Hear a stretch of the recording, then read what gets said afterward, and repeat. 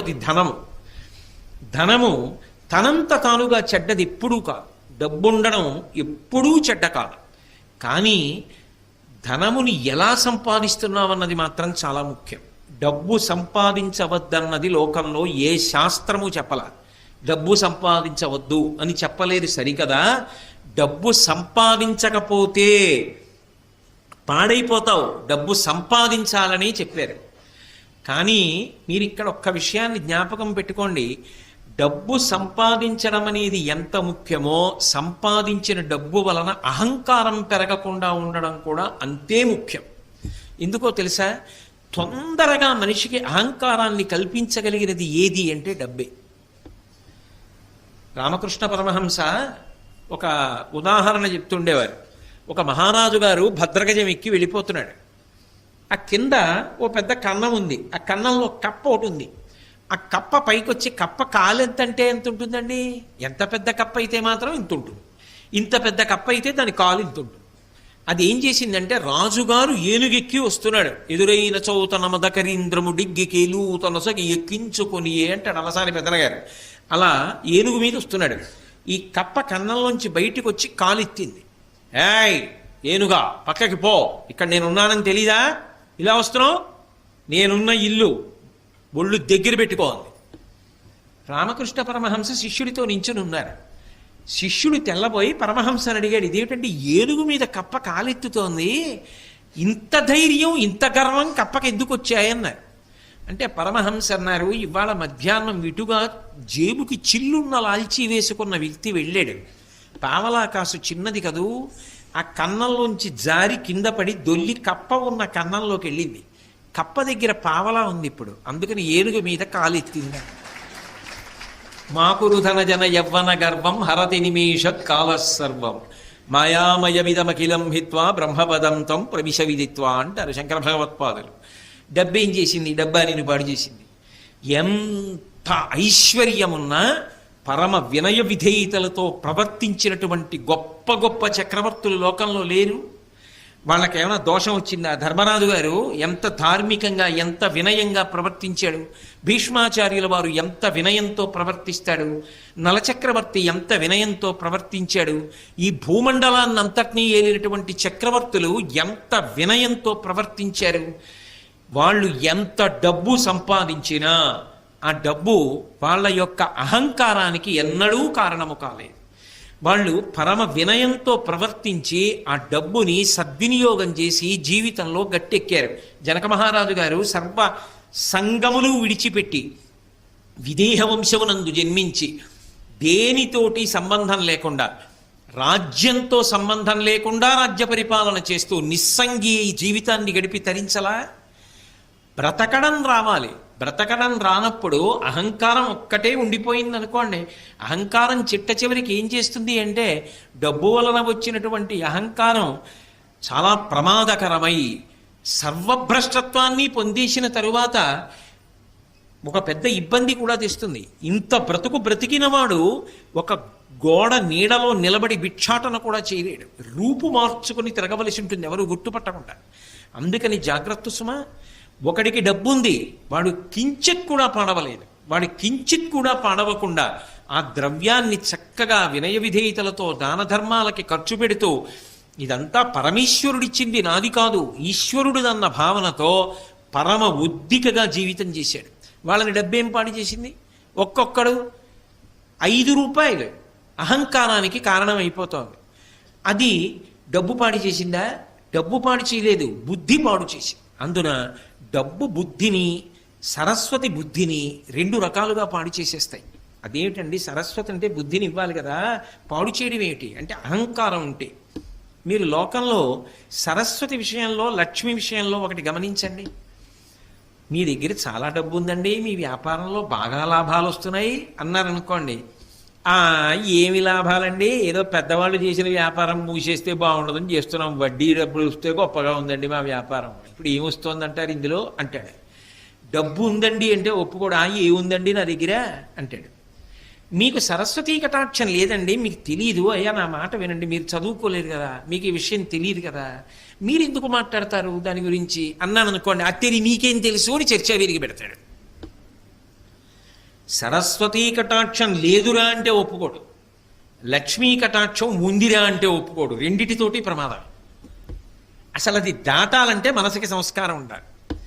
శంకరాచార్యుల వారి కన్నా ప్రజ్ఞాశాలి సరస్వతీ కటాక్షం ఉన్నవాడు లోకంలో ఉన్నాడా? అటువంటి శంకరాచార్యుల వారు శంకరుడి దగ్గరికి వెళ్ళి అన్నారు, పశుమాం సర్వజ్ఞ ప్రథిత కృపయా పాలయ విభో అన్నారు. శంకర, నేను పశువుని, నువ్వు పశుపతివి. నేను పాడైపోతే నిన్నంటారు. పశువుని కాపాడవలసిన వాడివి నువ్వు. కాబట్టి నీకు నాకు అనుబంధం ఏమి అంటే, నేను పశువుని, నువ్వు పశుపతివి. ఇది శంకరాచార్యులు వారు అనవలసిన మాట. స్మృతౌ శాస్త్రే వైద్యే శకున కవిత గానపణితౌ పురాణే మంత్రే వా స్తుతి నటన హాస్వేశ్వచతుర. నాకేమొచ్చు తండ్రి, నాకేం రాదు అన్నారు శంకరాచార్యుల వారు. ఎవరు? మహానుభావుడు అపరశంకరుడు, కైలాస శంకరుడు కాలడి శంకరుడిగా భూమి మీద తిరిగారు. అటువంటి మహానుభావుడు ఆ మాట అన్నాడు. మనం దేనికి గర్వపడాలి, దేనికి అహంకరించాలి? ఒక్కొక్కసారి కొన్ని చాలా చమత్కారంగా ఉంటాయి. నేను విశాఖపట్నంలో చదువుకునే రోజుల్లో ఒకసారి అకస్మాత్తుగా వాకాటి పాండురంగారావు గారని మహానుభావుడు, చాలా గొప్ప వ్యక్తి, చాలా గొప్ప వ్యాసాలు రాసేవారు ఆయన. ఆయన మాకు కల్చరల్ హెరిటేజ్ ఆఫ్ ఇండియా అని, అది కంపల్సరీ పేపర్, అన్ని కోర్సుల వాళ్ళు చదవాలి. ఆ పేపర్ మాకు ఆయన వస్తుండేవారు వారానికి ఒకసారి. ఆయన పాఠం అంటే చెవి కోసుకునే వాళ్ళం, అంత బాగా మాట్లాడేవారు ఆయన. ఆయన మాట్లాడుతూ వాట్ ఈజ్ ఎడ్యుకేషన్ అని అడిగారు. వాట్ ఈజ్ ఎడ్యుకేషన్ అంటే ఒక్కొక్కళ్ళు లేచి ఒక్కొక్కటి చెప్పారు. ఒక ఆయన మాత్రం లేచి చెప్పింది నాకు ఇప్పటికీ జ్ఞాపకం ఉండిపోయింది. ఆయన అన్నాడు, knowing that you are ignorant is education. నాకేమీ తెలియదని తెలుసుకోవడమే చదువుకోవడం. ఆయన సాధారణంగా పాఠం చెప్పేవాళ్ళు కొంచెం ఎత్తైన వేదిక మీద కదా నించుంటారు. ఆయన చేతిలో డస్టర్ టేబుల్ మీద పెట్టేసి కిందకి దిగొచ్చి ఆ చెప్పిన వాడిని గట్టిగా కౌగలించుకొని, చాలా బాగా చెప్పావోయ్ అన్నాడు. ఎవరు ఏమిటి మీకు అనవసరం, నాకు అనవసరం. నాకు మాత్రం పేర్లు గుర్తుంటాయా? ఎంతకని గుర్తుంటాయి? ఎప్పుడో చదువుకున్న చదువు. కాబట్టి నాకేమీ తెలియదని తెలుసుకోవడం చదువు. ఎందుకనంటే మీరు ఒకటి ఆలోచించండి, చాలా తెలుసు అన్నాడు అనుకోండి, ఆయన్నో గ్రంథాలయంలోకి తీసుకెళ్లి నించోపెట్టి, ఇందులో మీరు చదివినవక్కర్లేదు, ఇందులో ఉన్న పుస్తకాలు ఏవి చెప్పగలరా? అయితే ఎవరైనా చెప్పగలరా? ఒక గ్రంథాలయంలో ఎన్ని పుస్తకాలు ఉన్నాయో అవి ఏవేం పుస్తకాలో కూడా తెలియదు. అవన్నీ చదవడానికి, చదివిన జ్ఞాపకం పెట్టుకోవడానికి, జ్ఞాపకం పెట్టుకున్న జీర్ణం అవ్వడానికి ఎన్ని జన్మలు కావాలి? ఏం తెలుసునని తెలుసు అంటాం. చదువుకున్న కొద్దీ తెలిసేది ఏదంటే నాకు తెలియనివి చాలా ఉన్నాయని తెలుస్తుంది. అప్పుడు అహంకరించడానికి ఏముంది? మిడిమిడి జ్ఞానం అంటారు. నా బోటిగాడు ఉంటాడే, ఏదో ఓ పద్యం ఓ శ్లోకం నేర్చుకుని నా అంత గొప్పవాడు ఎవడని గర్వపడుతుంటాడు. అది నిజమైన సరస్వతీ కటాక్షం కాదు. నిజమైన సరస్వతీ కటాక్షం ఉన్నవాడు నాకేం తెలుసండి, నాకేమొచ్చండి, మహాతల్లి పరదేవత ఆవిడ పలికించిందంతే, నేను చేసింది, నేను నేర్చుకున్నది, నేను సాధించినది ఏమీ లేదంటాడు. అది వినయం. అందుకే సరస్వతీ కటాక్షము ఉండడం కాదు, సరస్వతీ కటాక్షము నీ వినయమును పెంచుతున్నదా. నాకేం తెలుసండి అన్ననాడు నువ్వు వినయంగా ఉంటావు. నాకేం తెలియదండి అన్ననాడు, అయ్య బాబోయ్ నేను పట్టుకోగలరా ఎవరైనా? అప్పుడు ఆయన పని ఏమిటంటే 24 గంటలు అవతల వాళ్ళు తప్పులు వెతుకుతూ ఉండడం. అలా వెతకడం ఒక అహంకారానికి కారణమై పతనమైపోవడానికి కారణం అవుతుందా అవదా? అది నాకేం తెలుసండి అని ఊరుకోవాలి అంటే అది నిజమైన సరస్వతీ కటాక్షం. అందుకే ఒకటి బాగా అభ్యాసం చేస్తే తప్ప రాదు, పుట్టుకతో వచ్చేది కాదు, అది వంశంలాగా. అది కష్టపడి చదవాలి. ఆయన బాగా చదువుకున్నవారు, ఎన్నో తెలుసున్నవారు అన్న పేరున్న నువ్వు త్రికరణ శుద్ధిగా, నోటి మాటగా కాదు, నేనేం చదువుకున్నానండి, నేనేం నేర్చుకున్నానండి, మహానుభావులు ఎంతమంది ఉన్నారు, వాళ్ళతో పోలిస్తే నా జీవితం ఏం గొప్పది అనగలగాలంటే నీకు ఎంతో వినయం ఉండాలి. అంత వినయం ఉంటే తప్ప నువ్వు ఆ మాట అనలేవు. అది ఉత్తముడికి గౌరవాన్ని పెంచింది, నడవడిని ఇంకా ఇంకా వృద్ధిలోకి తెచ్చింది. అదే సరిగ్గా వాడుకోవడం రాకపోతే అదే సరస్వతీ కటాక్షం అహంకారానికి పనికొచ్చి సర్వనాశనం అవడానికి పనికొచ్చింది. చదువుకోవడం కాదు, చదువు కన్నా సంస్కారము గొప్పది. ఆ సంస్కారము మనసులో బాగా ఏర్పడే ప్రయత్నం చేసుకో. అందుకే పూర్వం చదువుతో పాటుగా సంస్కారం నేర్పేవారు, నీతిశాస్త్రం నేర్పేవారు, నీతిశాస్త్రంలో 4 శ్లోకాలు నేర్పేవారు, చక్కగా 4 మంచి మాటలు చెప్పేవారు. వారానికి ఒక్కసారైనా నీతి అని ఒక ప్రత్యేకంగా ఒక తరగతి ఉండేది, అందులో మంచి మాటలు చెప్పేవారు. దాంతో శీల వైభవాన్ని ఊంచుకునేవాడు. లేకపోతే ఏమైపోతుంది, ఈ చదువే రేపొద్దున్న నీ అధికార స్థానాన్ని నిర్ణయం చేస్తుంది. ఒక 10వ తరగతి చదువుకున్నవాడు ఒక స్థానంలో ఉంటాడు, పట్టభద్రుడైన వాడు ఒక స్థానంలో ఉంటాడు, ఐఏఎస్ చదువుకున్నవాడు ఒక స్థానంలో ఉంటాడు, గొప్ప వైద్యం చదువుకున్నవాడు గొప్ప వైద్య నిపుణుడై వైద్యుడిగా ఉంటాడు, సాంకేతిక రంగంలో పురోభివృద్ధి చెందినవాడు ఆనకట్ట కట్టడానికి ఎడతాడు. నువ్వు ఏం చదువుకున్నావన్నది కాదు, నువ్వు చదువుకున్న దాని వల్ల నువ్వు ఉన్నతమైన స్థానమునకు వెడతావు.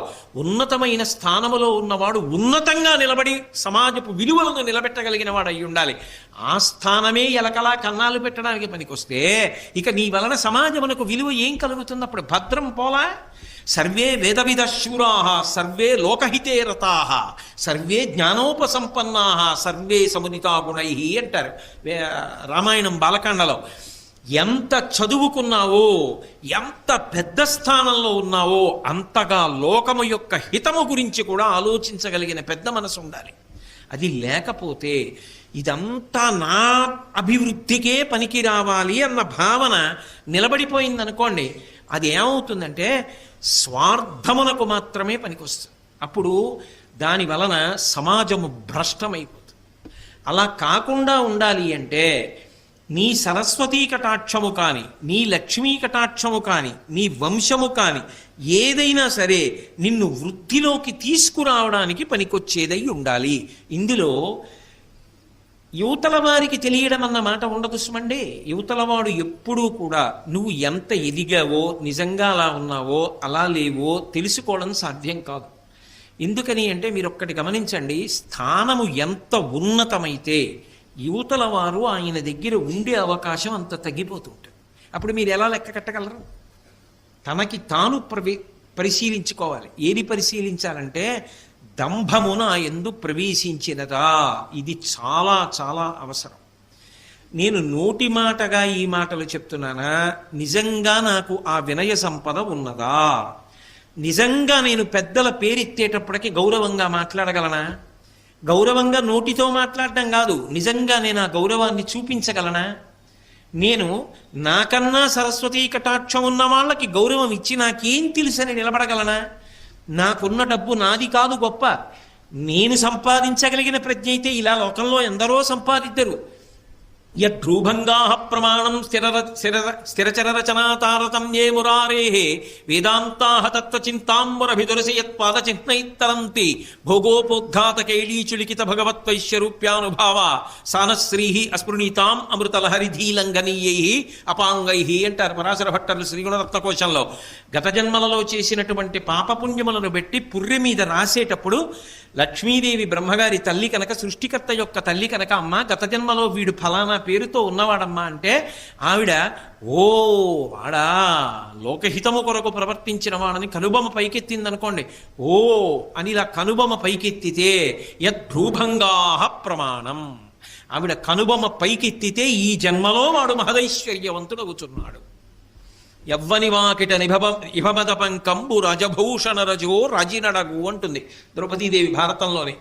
ధర్మరాజు గారి ఐశ్వర్యం ఎటువంటిది అంటే ఆయన దర్శనం చెయ్యడానికి లోపలికి వెళ్ళేటటువంటి చక్రవర్తులు ఒకరినొకరు తోసుకుంటే వాళ్ళ భుజాలకి పెట్టుకున్న వజ్రములు వైఢూర్యములతో కూడుకున్న ఆభరణములు ఒరుసుకున్నప్పుడు వాటి యొక్క నుషి కింద పడి గాలికి పైకి రేగుతుంటే ఆయన అంతఃపురం ముందు కట్టబడినటువంటి మదగజముల యొక్క చెవుల పక్కనున్న కన్నములలోంచి కారిన మదజలముల చేత ఈ రేగుతున్న వజ్ర వైఢూర్యముల ధూళి అణచబడుతుండేదిట. అంతటి ఐశ్వర్యవంతుడయా ధర్మరాజు అంటే ఏమిటి తేలిగ్గా మాట్లాడుతున్నావు? అయితే ధర్మరాజు పాడవడానికి పనికొచ్చింది ఐశ్వర్యం? పనికి రాలేదుగా. ఎంత ఐశ్వర్యం ఉంటే ధర్మరాజు గారు ఉలికులికి పడ్డాడు? ఏం ఉలికి పడలేదుగా. లేనినాడు బెంగెట్టుకున్నాడా? మీరు విన్నారుగా వ్యాసుల వారి గురించి చెప్పినప్పుడు తీసుకెళ్లి మళ్ళీ హిమవత్ పర్వతం మీద ఉన్న ఐశ్వర్య నిధులను ఇచ్చాడు. ఇస్తే దాచుకున్నాడా?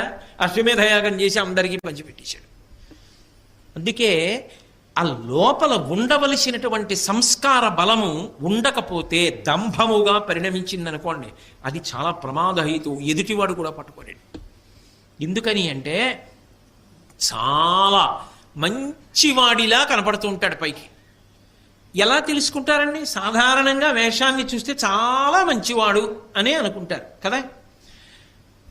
ఒక కొంగ ఉందనుకోండి, ఓ సరోవరం పక్కన నించుంటుంది, ఒంటికాలు మీద నించుంటుంది, కళ్ళు మూసుకుంటుంది, సాధారణంగా తెల్లగా ఉంటుంది.